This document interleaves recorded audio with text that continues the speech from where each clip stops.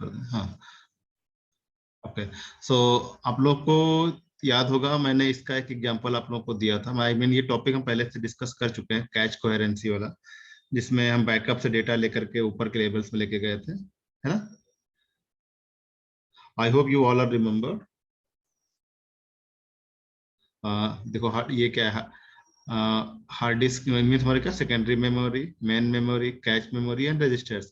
तो डेटा हमारा जो है बैकअप से लेकर के अपर लेवल्स में डेटा को आना है ना। तो ये क्या बताया गया था कि जो डेटा आपका अपर लोअर लेवल्स में है वहां से उसकी रेप्लिका जो है एक एक ऊपर के लेवल्स में आती रहेगी, ठीक।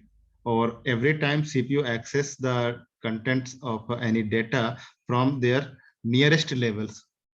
तो सीपीयू के जो सबसे नियरेस्ट होता है क्या, रजिस्टर्स होते हैं। तो डेटा वो रजिस्टर से एक्सेस करता है, जब रजिस्टर में नहीं मिलता है देन ही goes to the next level, I mean nearest to registers. तो उसके बाद क्या आता है, कैच आता है। अगर डेटा कैच में भी नहीं मिलता है तो फिर एक लेवल और नीचे जाता है, मेन में जाता है। जब यहाँ पर भी नहीं मिलता है तो क्या होता है, डेटा वो सबसे नीचे लेवल में यानी बैकअप में जाता है, वहां तो उसको मिल ही जाता है। तो इस तरीके से डेटा का एक्सेस होता था, जो कि हम लोग लास्ट टू लास्ट क्लास में या उसके लास्ट क्लास में आई थिंक डिस्कस कर चुके हैं कैच कोहेरेंसी के बारे में। एंड मेन प्रॉब्लम हमारी सिर्फ वहां पर आई थी मल्टी प्रोसेसिंग इन्वायरमेंट में, जहां पर मोर देन वन प्रोसेसर्स होते थे and each and every processor has a there is a local cache. मैं एक बार फिर से रिपीट कर दे रहा हूं, मैंने आपको बताया था उस समय कि अगर मान लो ये आपकी शेयर्ड मेमोरी है और इस शेयर्ड मेमोरी से कई सारे प्रोसेसर कनेक्टेड हैं। ये प्रोसेसर 1 हो गया, ये प्रोसेसर 2 हो गया, processor 3 and so on. Number of processors are there and each and every processor have their own local cache, है ना। हर प्रोसेसर की अपनी एक लोकल कैच होगी।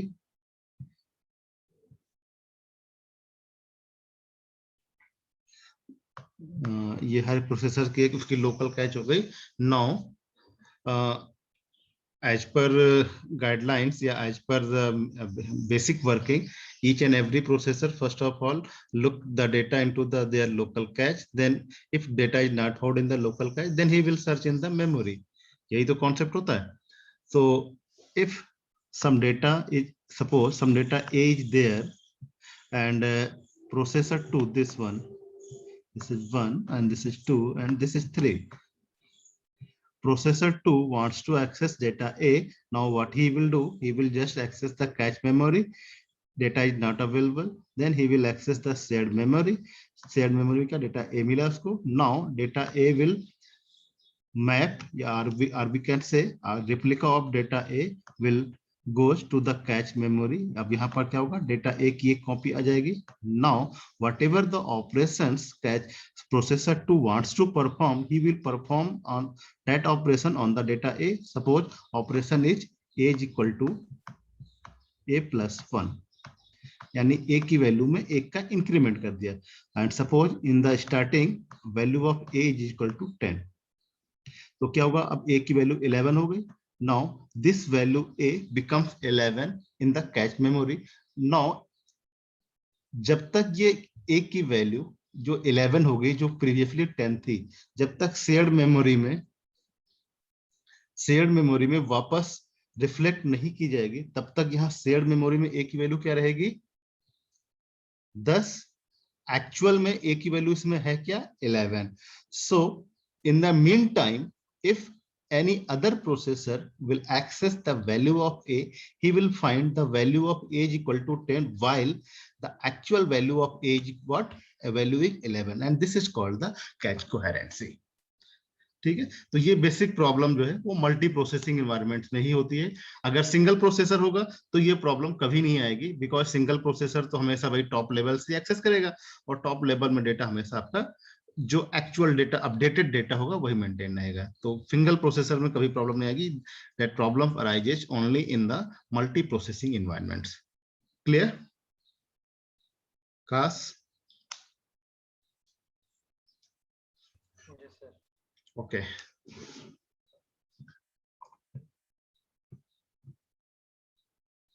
Okay, so next come to the next PPT and this is the protection and security। So as far as protection and security, ये भी आपका operating system का ही एक कंपोनेंट्स है।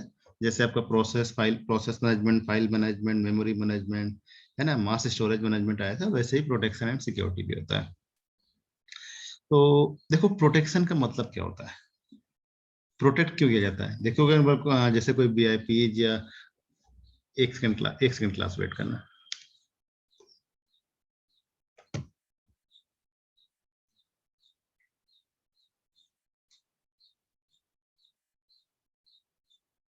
हेलो, हाँ good morning sir. Hello.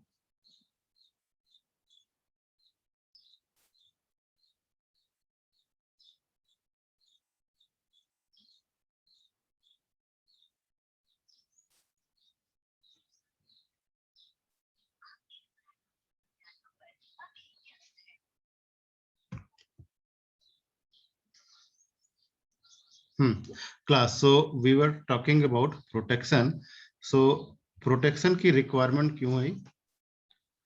Pramod sir class चल रही है, अभी क्लास के बाद बात करें। हेलो, कह रहे सर क्लास चल रही है, अभी क्लास के बाद बात करें। अच्छा आप क्लास ले लगे क्या, नोट मिल गया क्या आपको।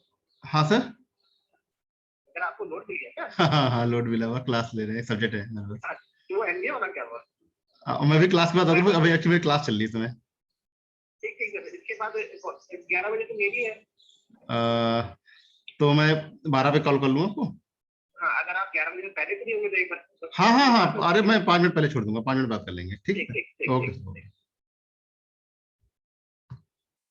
हाँ class, so we were talking about protection. तो प्रोटेक्शन का मतलब क्या होता है, हम किसी चीज को प्रोटेक्ट क्यों करते हैं या प्रोटेक्ट कैसे करते हैं, anyone.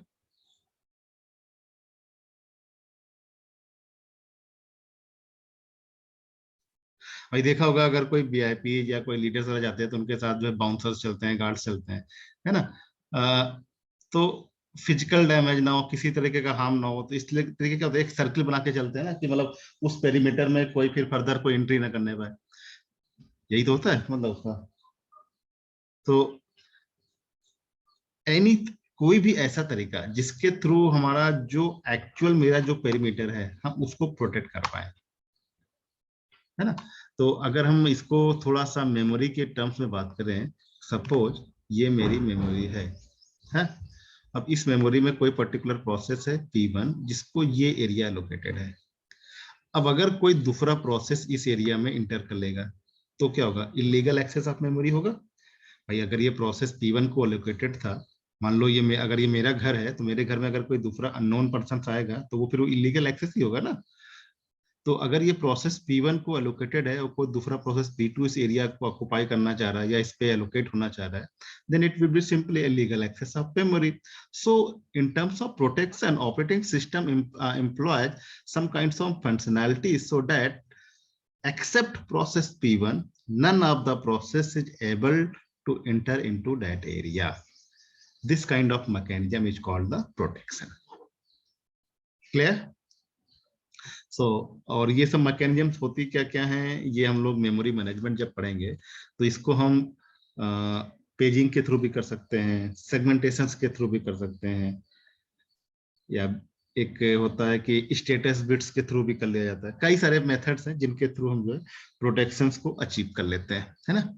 So basically protection is any mechanism for controlling access of processes और users to resources defined by the operating system. तो देखो हमने एग्जांपल में आपको प्रोसेस का तो बता दिया, रिसोर्सेस का नहीं बताया। अब रिसोर्सेस के लिए अगर हम ये बात करें, मान लो मेरे सिस्टम में 5 रिसोर्सेस हैं, या चलो तुमको एक लाइव एग्जांपल देते हैं। आपके डिपार्टमेंट में एक प्रिंटर रखा हुआ है, आप लोगों की जहाँ क्लासेस है, जहाँ पर वो टैप चलता है पानी का, उसी के जस्ट सामने का जो रूम है वहां पर एक प्रिंटर रूम है जहाँ पर प्रिंटर रखा हुआ है। क्या आप लोग उस प्रिंटर को एक्सेस कर पाते हो?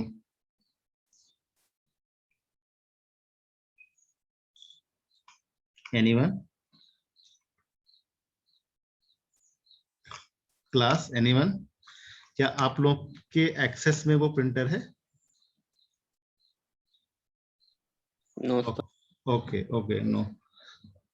तो क्यों नहीं है? दैट मीन्स उस प्रिंटर को एक्सेस करने के जो राइट्स चाहिए, जो प्रोटोकॉल्स हैं, जो सेट ऑफ रूल्स हैं, वो आपके पास नहीं है। अगर वो रूल्स मिल जाए तो आप भी एक्सेस कर सकते हो, इजंट इट?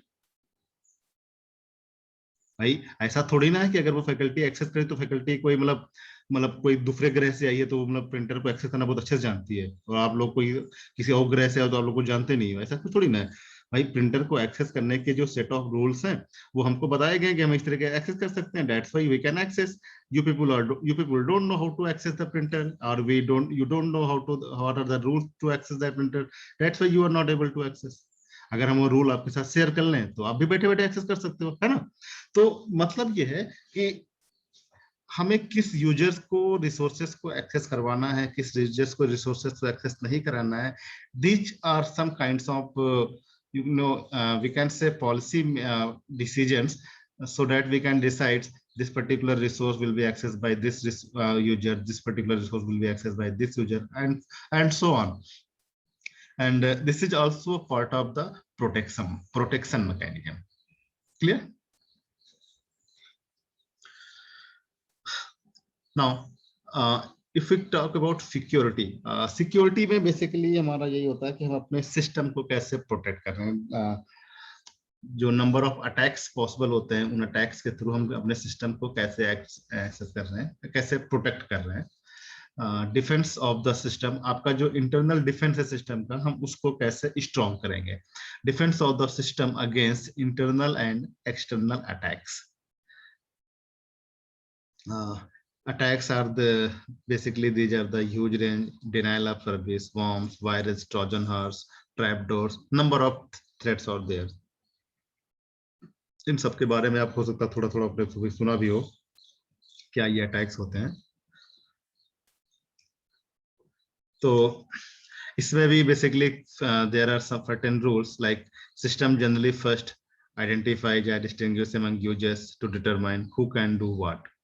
भाई आपके पास जितने भी सिस्टम में नंबर ऑफ यूजर्स हैं, हर यूजर्स की अलग अलग टास्क होती हैं, कौन से यूजर क्या कर सकता है, कैसे करेगा।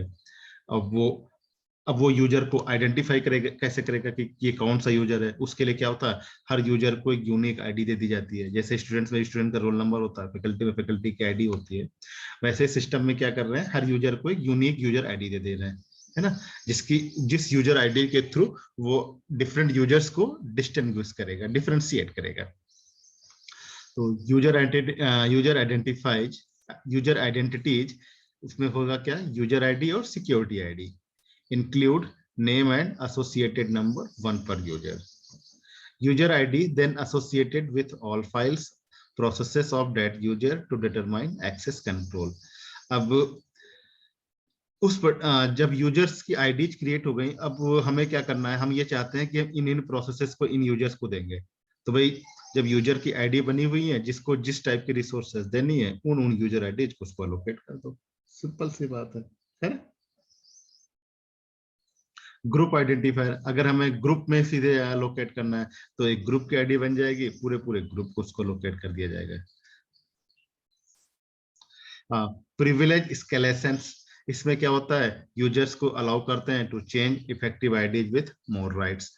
अगर यूजर्स, भाई क्या होता है, मतलब एक यूजर की आईडी बन गई है, उसके बाद हमने सर्टेन राइट्स उसको असाइन कर दिए हैं, बट अगर राइट्स में चेंज करने हैं तो क्या बोलते हैं, उसके राइट्स को एक्सचेंज करने के लिए, उसके राइट्स को अपडेट करने के लिए प्रिविलेज एस्केलेशंस अलाउ किए जाते हैं। ठीक है,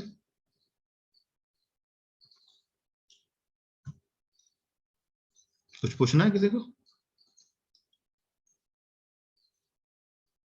ओके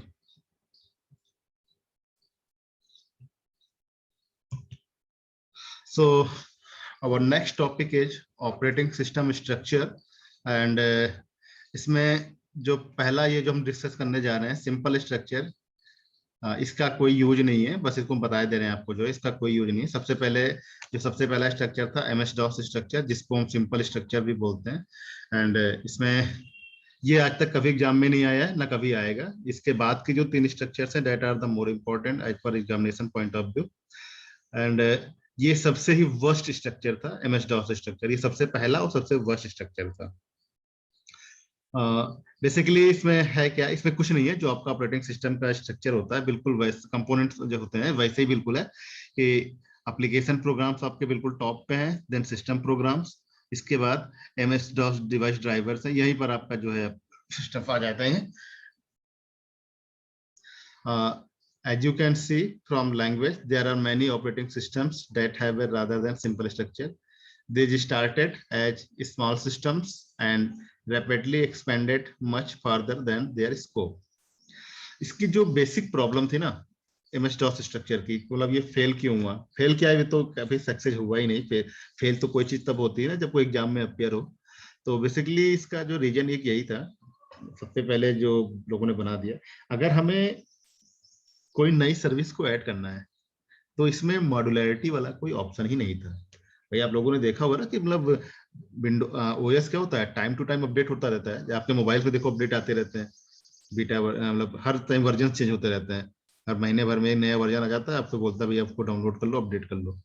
तो जो MS DOS स्ट्रक्चर था इसमें मॉड्यूलरिटी का कोई ऑप्शन ही नहीं था कि अगर आपको कोई नई सर्विस ऐड करनी है तो फिर ऐड नहीं हो पाएगी, जो एक बार पड़ गया बस वही पड़ता रहेगा। इसीलिए ये सबसे वर्स्ट स्ट्रक्चर था। वही क्या होता है भाई, हर तीसरे चौथे दिन नई टेक्नोलॉजी आती है और नया स्ट्रक्चर ही पूरा चेंज हो जाता है। But here this kind of facility is not available. So इसका जो अल्टरनेट सॉल्यूशन आया, अल्टरनेट सॉल्यूशन क्या था, लेयर्ड स्ट्रक्चर। यहां से आपका जो है मेन स्टार्ट हो जाएगा। बेसिकली लेयर्ड स्ट्रक्चर में होता क्या था, डायग्राम को मैं थोड़ा और अच्छा से बताने की कोशिश करता हूँ। ऐसा होता है स्ट्रक्चर, एक लेयर हो गई, इसके बाद एक दूसरी लेयर हो गई, तीसरी लेयर हो गई, and so on number of layers. इस तरीके का इसका डायग्राम होता है। मैंने इसको यहाँ पर थोड़ा सा ब्लॉक डायग्राम में बनाने की कोशिश की है, बट एक्चुअल डायग्राम ये होता था। ठीक है, यहाँ पर क्या होता है, जो सबसे बॉटम की लेयर है, this one, this is called the hardware.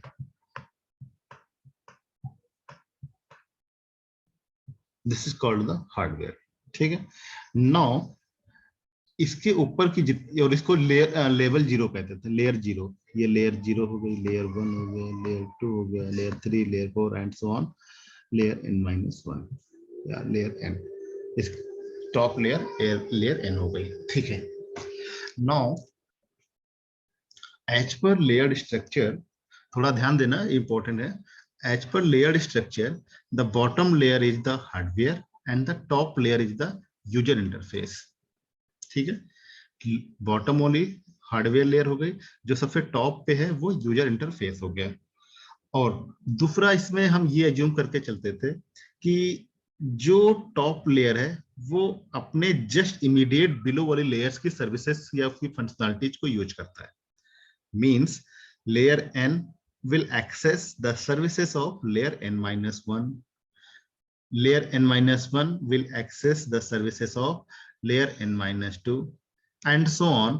Layer 2 will access the services of 1 and layer 1 will access the services of layer 0. And अब लेयर 0 के बाद कोई लेयर तो है नहीं, यानी सबसे टॉप, सबसे जो भी लोएस्ट लेयर हो जाएगी वो लेयर 0 ही हो जाएगी। अच्छा, दूसरी चीज, अब अगर लेयर 0 पे हार्डवेयर है और हम ये एज्यूम करके चलते थे कि हमारा हार्डवेयर फॉल्टी नहीं है, यानी हार्डवेयर मेरा इफेक्टिवली काम कर रहा है। ठीक, तो अगर इफेक्टिवली काम कर रहा है तो लेयर 0 पे कोई प्रॉब्लम तो आएगी नहीं, हमेशा लेयर 0 बिल्कुल परफेक्ट रहेगा। और अगर लेयर 0 परफेक्ट है तो इसकी जो फंक्शनलिटीज हैं that will be used by layer 1, यानी लेयर 1 पे कभी कोई एरर नहीं आएगी। सिमिलरली अगर लेयर 2 पे कोई एरर आ रही है, एक्चुअली इसको बताने का मेरा रीजन ये है कि अगर मान लो कभी आपके किसी भी लेयर पे कोई प्रॉब्लम आई, तो लेयर पे अगर कोई प्रॉब्लम आई तो आप उसको कैसे टेस्टिंग करोगे, डिबग कैसे करोगे। तो इसका सिंपल सा एक तरीका ये है कि भाई अगर किसी लेयर पे कोई एरर आ रही है तो आपको उसके ऊपर की किसी लेयर में नहीं जाना है, आपको चेक केवल उसी लेयर पे ही करना पड़ेगा। देखो इसकी थ्योरी पे आ जाओ जरा। One way to achieve modularity in the operating system is the layered approach.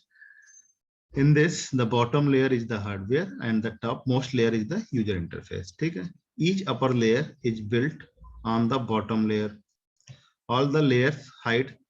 Actually क्या होता है कि all the layers hide some structures operations from their upper layers. Actually क्या होता है कि अगर लेयर 2 लेयर 1 की सर्विसेज को यूज कर रहा है तो लेयर 1 क्या करेगा, अब जो भी बेसिक इंटरनल जितने भी वर्किंग है उससे लेयर 2 को कोई मतलब नहीं है, सिर्फ सर्विसेज प्रोवाइड कर देगा बस। इंटरनल वर्किंग वो आगे से मतलब नहीं, वो खुद का उसका रोल है। लाइक अगर हार्डवेयर की हम बात करें तो हार्डवेयर की जो आउटपुट आएगा, जो रिजल्ट आएगा, that will be used by the layer 1, but internal क्या वर्किंग कर रही है, कैसे हार्डवेयर काम कर रहा है, that's all up to the layer 0। Layer 1 will not bother about how hardware are working. He will be only responsible for the results of the layer 0. अच्छा, सर ये अब फंक्शनैलिटीज क्या है जो लेयर वो कर सकता है?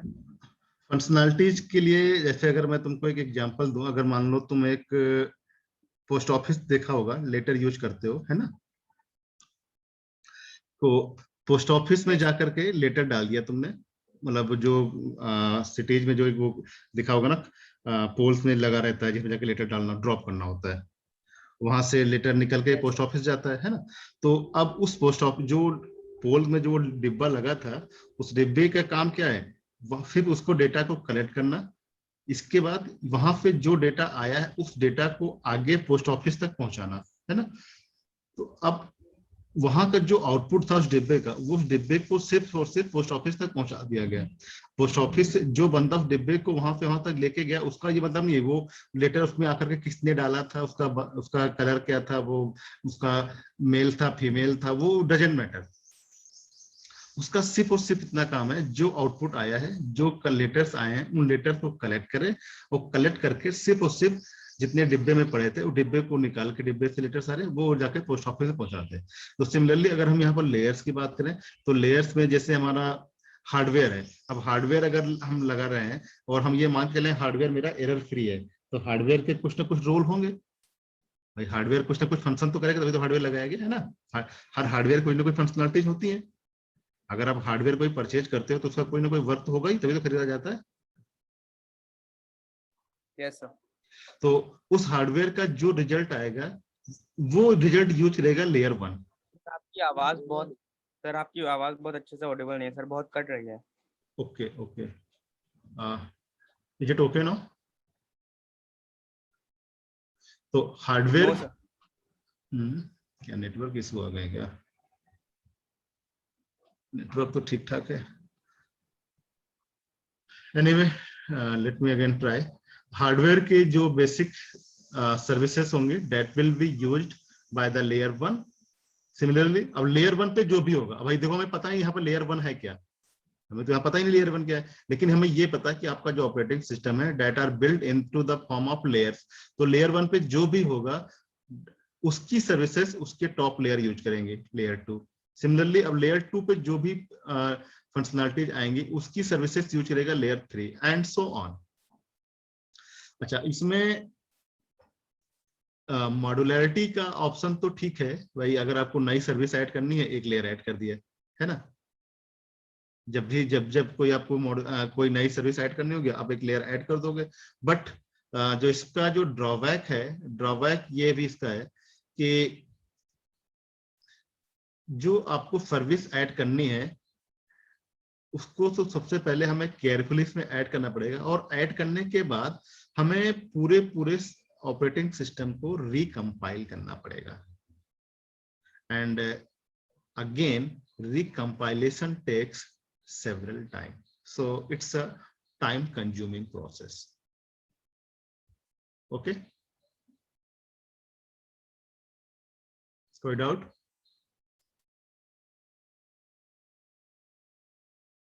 Okay,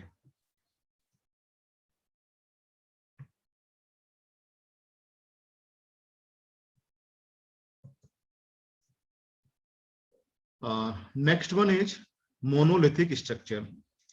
So as far as monolithic structure is concerned, actually क्या होता है कि कर्नल जो हमारा होता है ना, वो kernel is the indispensable and therefore most important part of the operating system. ये तो आप सबको पता ही है, ये कर्नल हमारा क्या है, सबसे इंपॉर्टेंट पार्ट है ऑपरेटिंग सिस्टम का, है ना? other in short, if we can say, an operating system itself consists of two parts, kernel space and user space. Operating system में दो एरिया बना दिए गए, यूजर स्पेस में क्या होता है, यूजर के प्रोसेसेस रहते हैं, और कर्नल स्पेस में जो आपके सिस्टम प्रोसेसेस हैं वो रहते हैं, या ऑपरेटिंग सिस्टम से रिलेटेड जो प्रोसेसेस हैं वो रहते हैं। कर्नल स्पेस को प्रिविलेज मोड भी बोलते हैं और यूजर स्पेस को नॉन प्रिविलेज मोड या अनप्रिविलेज मोड भी बोलते हैं। अगर ये हम क्यों बात कह रहे हैं, मेरे ख्याल से हमने एक बार आपसे डिस्कस किया था, अगर हमारे ऑपरेटिंग सिस्टम ये दो पार्ट ना हो तो एक्चुअली होगा क्या कि मान लो जैसे ये मेरा है, एक ये हो गया प्रिविलेज मोड यानी कर्नल स्पेस, और ये हो गया नॉन प्रिविलेज मोड यानी कि यूजर स्पेस। अगर ये हम पार्टीशन ना करें then it might be possible that user processes may move from this area to this area, or system processes may move from this area to this area, और जैसे ये मूव करेंगे ये लीगल एक्सेस ऑफ मेमोरी हो जाएगा। और we can say system processes user processes collide कर जाएंगे, और यूजर प्रोसेस कोलाइड करने से आपकी दिक्कत नहीं होती, लेकिन सिस्टम प्रोसेसेस जैसे कोलाइड करेंगे आपका सिस्टम डाउन हो जाएगा, है ना। सो इन दिस रिगार्ड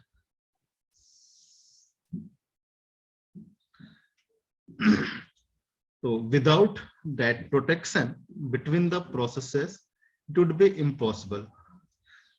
तो इस प्रॉब्लम को कैसे सॉल्व करते हैं, there are two different methods, one is monolithic and another one is microkernel. तो हमारा जो नेक्स्ट टॉपिक है, जो नेक्स्ट स्ट्रक्चर है ऑपरेटिंग सिस्टम का, and this is called the monolithic approach. और जो मोनोलिथिक अप्रोच है, and this is the oldest version, और इसमें होता क्या है, जितनी भी बेसिक सर्विसेज होती हैं that are built from the fundamental process management to the user interface, and these all basic services are in a kernel space. जैसे कि तुम यहाँ पर डायग्राम में देख सकते हो, ये मेरा मान लो एरिया था, हमने इसको दो पार्ट्स में डिवाइड किया, कर्नल स्पेस इधर कर दिया, ये कर्नल स्पेस हो गया, और ये मेरा यूजर स्पेस हो गया, यानी यहाँ पर यूजर के प्रोसेसेस रहेंगे, यहाँ पे कर्नल के प्रोसेसेस रहेंगे। तो बेसिकली देखो, अगर तुम थोड़ा सा ध्यान देने की कोशिश करो तो ये आपका जो एग्जांपल है मोनोलिथिक स्ट्रक्चर, ये कहीं ना कहीं लेयर्ड अप्रोच का ही एग्जांपल है। भाई लेयर्ड अप्रोच में क्या होता था, लेयर्ड की फॉर्म में होता था, वही तो यहाँ पर भी है। देखो सबसे टॉप बॉटम में हार्डवेयर है, फिर दूसरी लेयर, फिर तीसरी लेयर, ये चीजें हैं। तो लेयर्ड अप्रोच ही आपको हर जगह मिलेगा। अब हो सकता है कि उसी में कुछ ना कुछ चेंजेस कर दिया जाए बस, बाकी अप्रोच हर जगह आपको लेयर्ड वाला ही मिलेगा, ठीक है। तो सबसे बॉटम पे आपका हार्डवेयर आ गया। अच्छा, मोनोलिथिक स्ट्रक्चर ये कहता है कि आपका जो कर्नल स्पेस है, all the basic services will execute in the kernel space. अब थोड़ा सा और डीप में जाने की कोशिश करेंगे। अब यहाँ पर देखना, कर्नल का ऑपरेटिंग सिस्टम, भाई कर्नल कहाँ होता है, मेन मेमोरी में होता है ना। मेन मेमोरी का साइज वैसे ही कम होता है। अब उसमें भी जहां पर आपका ऑपरेटिंग सिस्टम है, वहां पर आपने दो एरिया दे दिए। भाई ऑपरेटिंग सिस्टम को ये एरिया दिया जो आपका कर्नल स्पेस हो गया, और बाकी का जो एरिया था वो यूजर स्पेस हो गया। अब ये आप कह रहे हो कि इसी कर्नल स्पेस में we will put up all the basic services, जो भी हमारे क्या है, file system, inter process communication, जो भी आपने पढ़े थे इससे पहले, memory management, file management, process management, mass storage management, उन सबके जो बेसिक सर्विसेज हैं उन सबको आपने कर्नल स्पेस में रख दिया। अब देखो, अब जैसे कर्नल स्पेस में रखोगे, सबसे पहली प्रॉब्लम आएगी साइज ऑफ कर्नल। अगर इस एरिया का साइज ही लिमिटेड है और आप उसमें सारी की सारी सर्विसेज लाके रख दे रहे हो, तो एक प्रॉब्लम तो कर्नल के साइज की आ गई। क्लियर? देखो यहाँ पर कहीं लिखा भी होगा, the inclusion of all basic services in kernel space has 3 big drawbacks. First one is the kernel size. Kernel size का हो गया। Second point is lack of extensibility. भाई अगर कर्नल का साइज लिमिटेड है और अगर इसमें स्पेस ही नहीं है तो आप नई सर्विस को ऐड ही नहीं कर पाओगे, और अगर नई सर्विस को ऐड नहीं कर पाओगे तो लैक ऑफ एक्सटेंसिबिलिटी होगा। अब यानी कि आपका सिस्टम में क्या होगा, मॉड्यूलरिटी अप्रोच नहीं मिलेगा। बैड मेंटेनेबिलिटी, बैड मेंटेनेबिलिटी का मतलब क्या है भाई? यहाँ पर बैड मेंटेनेबिलिटी ये कहता है कि कर्नल स्पेस में आकर के अगर आपको यूजर सर्विसेज को करेक्ट करना है, then it's a very challenging task rather than debug into the user space. Colonel space में आपको, कर्नल स्पेस क्या है, प्रिविलेज मोड है, यहाँ पर आप चाह के भी ऐसा कोई ज्यादा खास चेंजेस नहीं कर सकते, है ना। And second thing, in case अगर आपने यहाँ पर कोई नई सर्विस ऐड भी कर दी, भाई देखो अगर मेरे पास कर्नल में मान लो 4 सर्विसेज पहले से पड़ी हैं और इसमें से मैं एक कोई नई सर्विस और ऐड कर देता हूँ। जैसे ही मैं नई सर्विस ऐड करूंगा, मान लो सपोज मैंने यहाँ पर प्रोसेस मैनेजमेंट ऐड किया, now as soon as I will add the process management in the kernel space, I have to immediately recompile the whole kernel. क्यों? बिकॉज स्टार्टिंग में कर्नल तो 4 ही थे ना, और अब तो हमने 5 सर्विसेज ऐड कर दी। अब जैसे ही 5 करेंगे तो हमें पूरे कर्नल को रिकम्पाइल करना पड़ेगा, and again recompilation takes several times.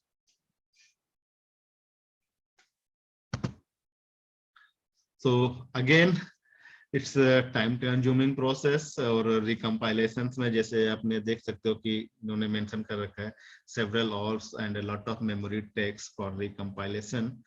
So as far as extensibility and time point of view, it is not so good. So the solution is another approach, that is the microkernel.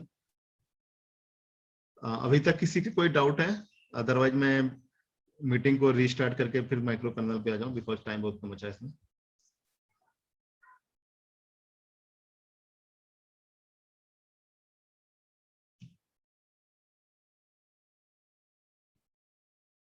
Okay, so rejoin the meeting. I'm just restarting.